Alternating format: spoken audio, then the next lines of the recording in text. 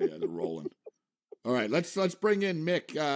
Lot stuff to get to with Mick here. We got Mafia, so we got 1 second coming to 1 segment. So that's right. We got the Edmonton Oilers coming up here.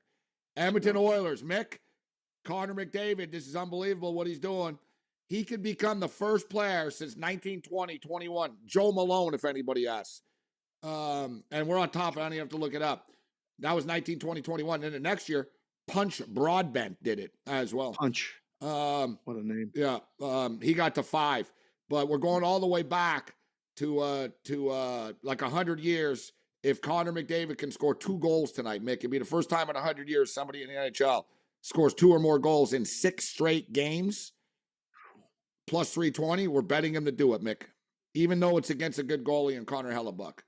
We're taking Connor McDavid to score 2 or more goals. You on board, Dave? Piece of history tonight. Got to do it. Mick, as long as Mick blesses this. Mick, do you like this or no? Yes, I could yell, and he's only a few kilometres down the road, but I called him for a beer Wednesday night. I missed the first goal, and then all of a sudden he scores another goal, so he got 2 early, and the place was going crazy. He's amazing. He's so quick, and he's the smartest sportsman in the history of the world. His father must have taught him, don't you give that media mob anything. The bad media will play up the one word you say bad. He is so smart. Love him. He's amazing. Yeah, he doesn't say a lot in interviews. We'll give him that. That's right. Yeah. Well, That's no hockey player really does, but this is right. Incredibly special, the run that he's on right now.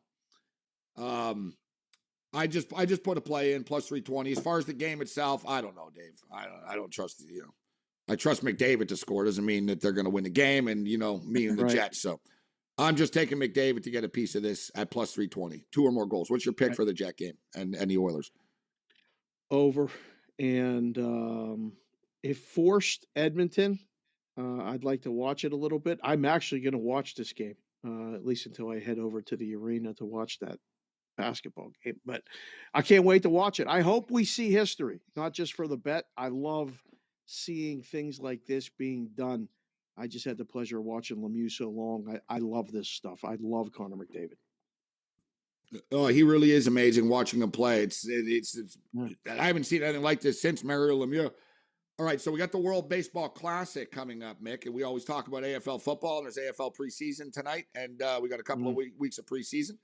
First week of AFL football actually is the exact same time, Dave, as March Madness, that Thursday. Oh, my. Big day on this show that night. Whoa. Big day. We're going to be busy. Oh, my goodness. Oh, yeah, big day. Really? But the World Baseball Classic going on. Dominican Republic right now at FanDuel's plus 200. That's not a great bet. USA is plus 270 right now. USA and Dominican Republic would have to play each other to get to the final, everybody. Only one of those teams will make the final. So they can't play each other in the final. So remember that when betting this. Japan has a clear path to get to the final. Japan is plus 270. Korea is 13-1. Venezuela is 14-1. Mexico is 18-1. Puerto Rico is 24-1. Cuba 42. Chinese Taipei 110-1. Netherlands 110-1. Canada 110-1. Italy 110-1. Colombia 120-1. And Mick Aussies, Australia, the Boomers. Boom. They boomed the ball. The Boomers, Australia, 120-1 to win the World Baseball Classic, Mick. Oh, boy. Whoa. Well, I could throw a pitch, and I dunked Odell Willis making out to throw a pitch, but no, I'm following the cricket, mate. And if you asked me last week why I was wearing this Australian cricket top worn by Travis Head, I would have given you a bet. I was going to say to you, plus 450 for Australia to win the 3rd test because they got murdered in the first 2 in India, and they won the 3rd test. And our boy Travis Head helped win it 49 not out. So bigger into the cricket than the baseball. But hey, hope Australia do well. They have a national league. And a barman here I'm mates with, he went down and played for a Queensland team a couple of years ago. So yeah, I got my eye on it.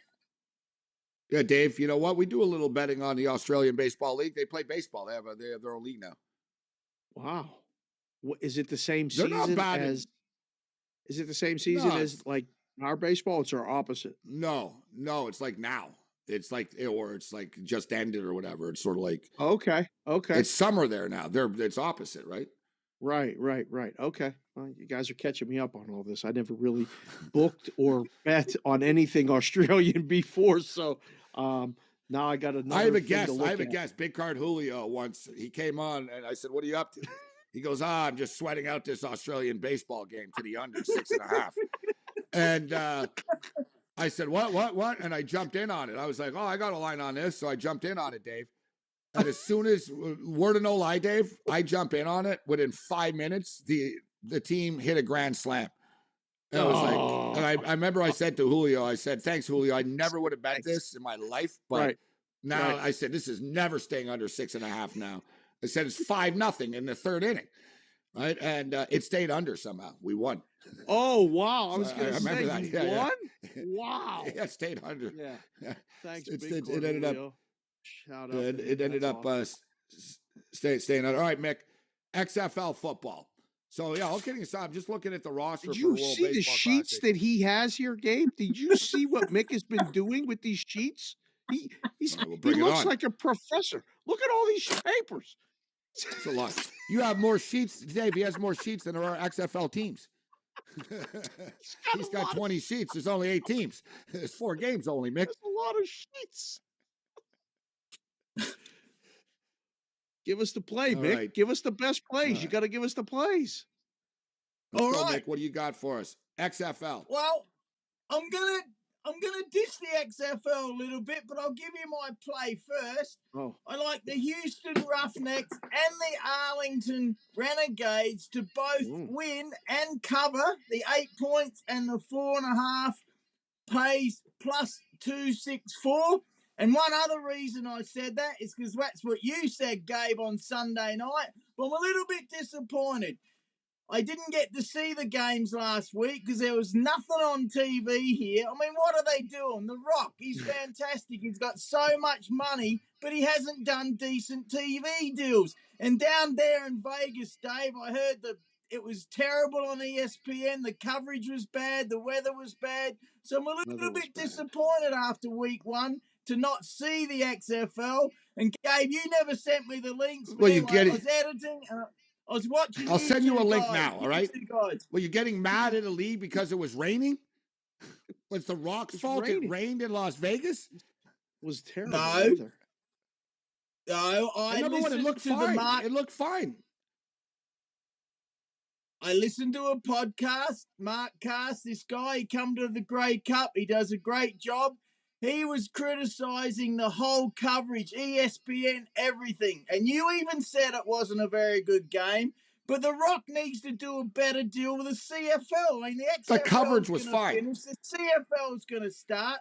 Why didn't they do a better deal? Share some quarterbacks. Share some young kid players or something like that. That's what I'm disappointed about. The CFL and XFL, they were going to do a deal, and they didn't do much in the end.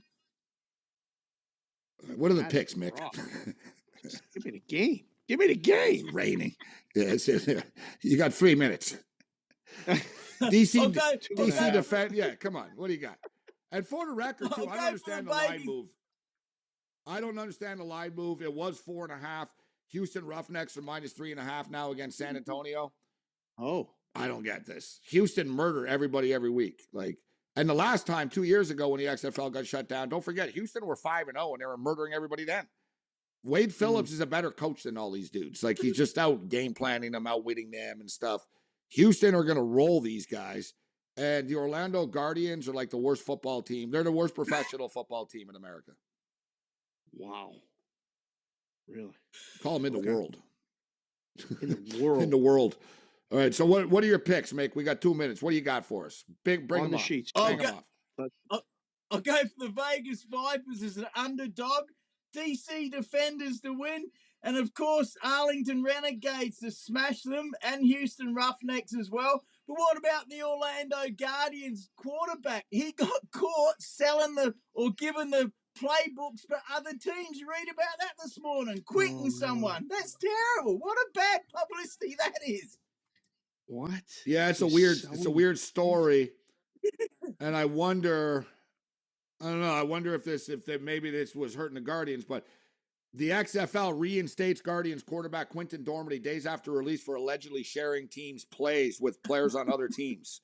Oh no. They all What are you doing? they all live in Arlington. They all work out. Dude, they take the same planes to the game, and after the game. So they kicked him off the team. Together. They said that he was telling the other team what they were doing in practice. Thanks, Mick. Thanks, Mick. Thanks a lot. See you next week.